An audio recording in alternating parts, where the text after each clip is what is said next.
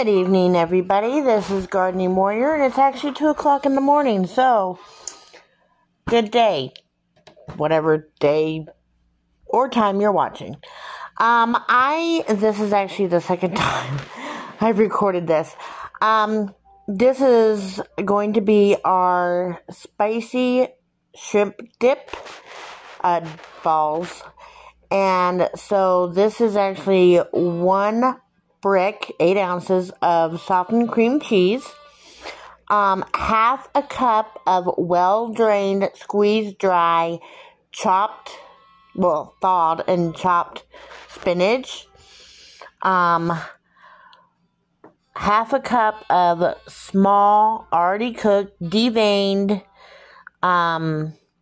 legs off shrimpies, and a light dousing of the hot sauce.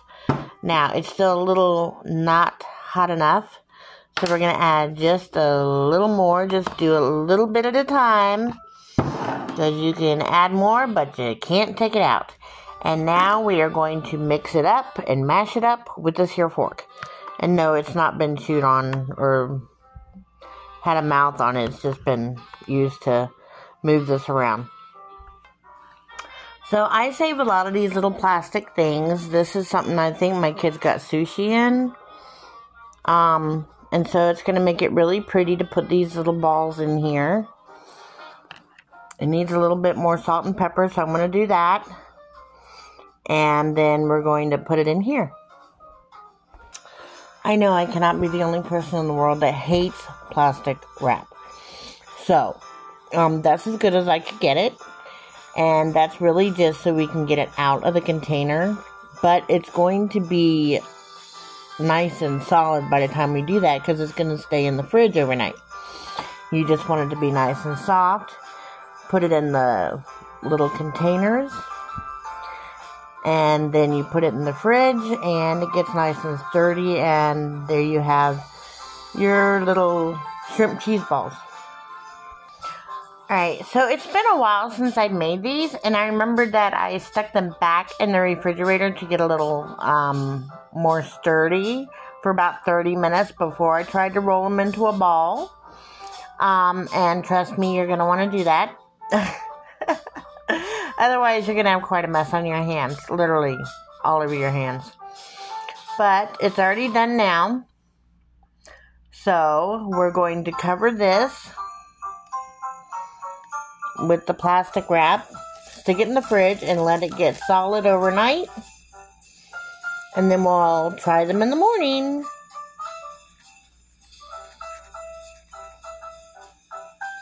And these are spicy shrimp and spinach balls.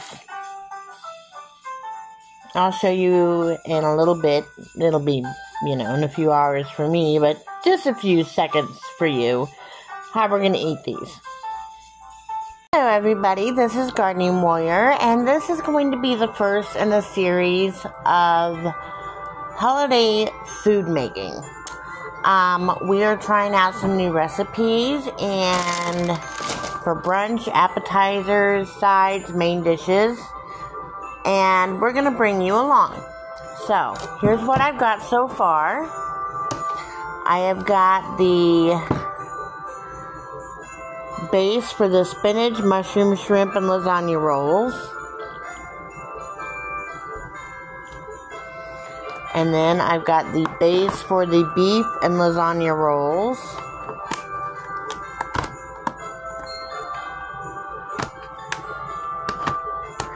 Then I have the spicy shrimp cheese balls. I also have a 9-inch pie crust. The 9-inch pie crust here is, my cat's about to photobomb us, is for the pepperoni and beef mini calzones. And what I have already in here is the cheese and beef and pink sauce mix. And this way my kids know not to eat this because it's for a meal. We're going to put our little pie crust to the side here. Put the pepperonis in there. And that'll go in the fridge just like that. This is the Taco Ranch Pastry Bites. This has not been cooked as of yet, so I have to get that done tomorrow. I just wanted to put everything together so that all the ingredients have time to meld together, and I'll cook them up tomorrow and put them in with the pastries that are in the bag for the spinach, mushroom, shrimp, quiche petite quiche. And the reason I did that is because I also have right here to the side, whoops, I'm dropping things, are the puff pastry shells. And there's 2 of those shells in each of those containers right there. So that will make 1 batch of the spinach, mushroom, shrimp quiche, and I'll also use those for the Taco Ranch bites. So I'm going to put those in the fridge together just like this. Now, I don't know if you can see it, but there's 2 salmon fillets back there. Those are for a recipe that has to be cooked. Since this has to be cooked and that has to be cooked, this is all going in here. And then this is for my stuffed pumpkin spice French toast. This is the custard. So that will go right here next to this. So I noted that is ingredients that has to be cooked. Maybe not like that, because that looks kind of precarious there, doesn't it? Well, hopefully nobody will knock it over. Okay, this is how we get organized for the holidays so my kids don't eat all the food that's in there. Anyways, moving right along.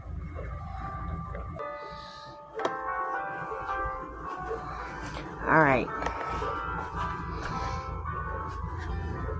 Put that in there.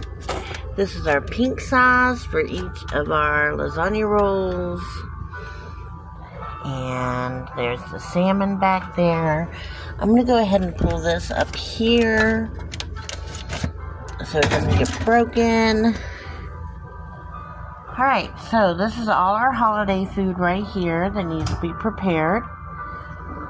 And I'll get started on that when I get up in a few hours. It's now 3 o'clock in the morning, and I'm going to bed. Y'all have a great one. I'll see you in a little bit. Bye. Alright, folks, we're moving right along to recipe number 2 for breakfast, and that would be our pumpkin spice stuffed French toast. What we start with here is a 1/2 cup of your choice of pumpkin pie spice creamer, coffee creamer. 1 cup of 1/2 and 1/2. You can also use heavy whipping cream, but you're going to only want to put 1/2 cup of that and another 1/2 cup of either water or like reduced fat milk, just so it doesn't get too thick. Next, you want to add a total of 8 slightly beaten room temperature eggs. And I'm going to show you in a minute why we're doing it like this. Now you put your lid on and you shake it like it's hot. Oh yeah, that's what I'm talking about. Now we're going to add some vanilla paste to it, or a total of 1/2 teaspoon of vanilla extract. Please don't use the beaver stuff.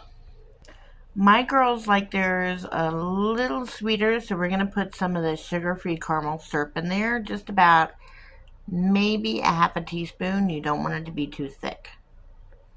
and about 1/8 of a teaspoon of allspice, or if you have pumpkin pie spice, that's good too. We just like the allspice to offset a little the caramel and the vanilla. Make it, you know, not just sweet, but also got a little undertone of warmth. And now we're going to put the lid back on. Got these at Amazon. I'll put it in the description box below. And shake it some more. Alright, so once you shake most of that all mixed in there, I need to shake it a little more.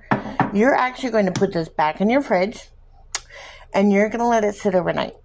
Or at least for a good 2 hours to get the allspice or pumpkin spice, you know, everything all mixed in there together.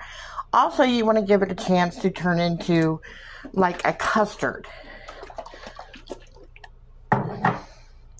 So, I'll be back in the morning for you. It'll just be a few seconds. Alright, so we're getting a little, some things prepped for tomorrow. And like I said, I already made the custard mix for the pumpkin cream cheese stuffed French toast. And now we're going to make the pink sauce for the lasagna rolls and the anything else. Like we're gonna make some little pizza roll things, hot pocket like things with pizza inside. So this is gonna be our sauce for that. What I've done so far is I had some tomato sauce, 29-ounce Great Value tomato sauce. That's all it was. Just open it up, put it in there, put about 1/3 of a cup of water in there, swish it around, get all the good stuff out, and I did that with 2 29-ounce tomato sauces. And then I added 1/4 of my home canned Italian seasoned ground beef. And I got most of the fat out. I just left a little bit in there because I noticed that that's where most of the Italian seasoning was. On top of the Italian seasoning my daughter put in there, she put a tablespoon of Italian seasoning, a tablespoon of granulated garlic, and a 1/2 tablespoon, yes, I said tablespoon, of onion powder. And a 1/2 teaspoon of paprika. So now what we're going to do is we are going to open up our Alfredo sauces and pour that in as well. Alright, so the next thing we're going to do is get as much of the Alfredo sauce out of the jar. This is a 16-ounce jar. I'm using 2 of these to make a total of 32 ounces. And I put 1.5 tablespoons of my 1/2 and 1/2 in there, just so I can shake it around and get the goodness out. Now, how creamy you want it really depends on your personal taste. I've got this on a low simmer at the moment.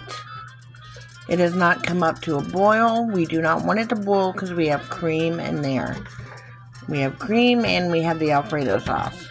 So we don't want it to actually boil. We just want it to get to where the lumpiness of the Alfredo is kind of mixed in there.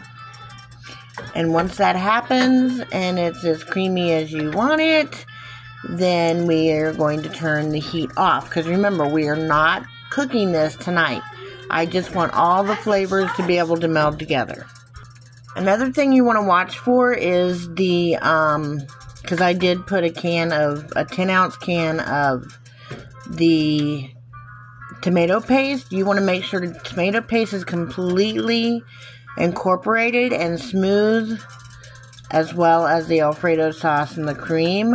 I had already made sure that was smooth before I put the dairy products in here.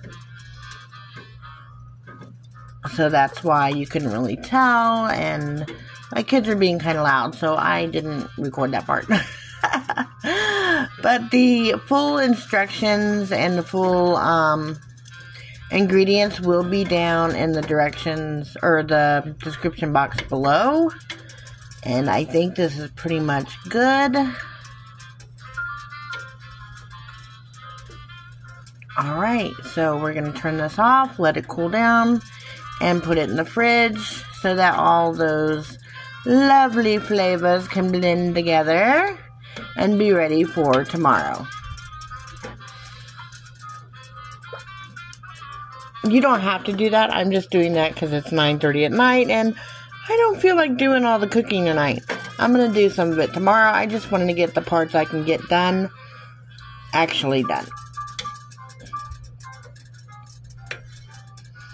There we go.